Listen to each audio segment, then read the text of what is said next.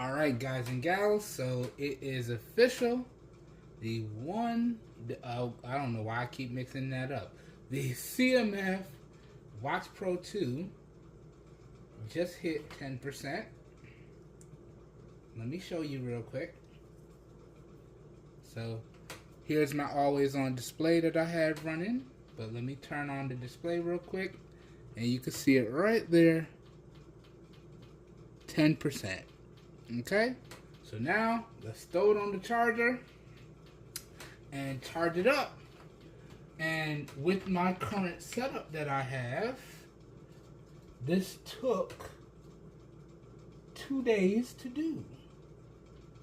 Alright, and I hate this charging pin situation here because I can never get it seated properly. There we go. And then when I put it down, sometimes it shifts, so gotta be careful when you put it down.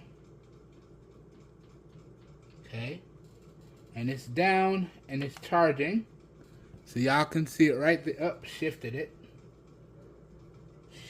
See, this is why I think they should use a more wireless charging standard. There we go. So it should be up. Nope, shifted again. There we go. There we go. It should be charging now. Alright. There we go. And I kind of really hate these pogo pins because you can get it lined up and it will still mess itself up. And then you'll think it's charging and it won't be charging. So up, see? Look at that. I absolutely hate this. Absolutely positively. And then the way I want to connect it, it doesn't connect that way. And you actually have to flip it around so it can connect the proper way. Otherwise it's going to give you issues. So now it's charging. Okay. And you can see it went on the charger at, what is that? 842. Right? And as I always do, I'll go ahead and throw up how long it took to charge in post. But it did last me 2 full days before it got down to 10%. So that was really good.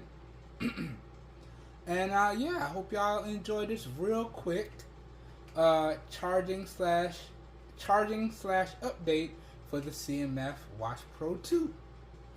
And CMF, you guys got to do a better job with that charging mechanism. You see how much of a struggle it is?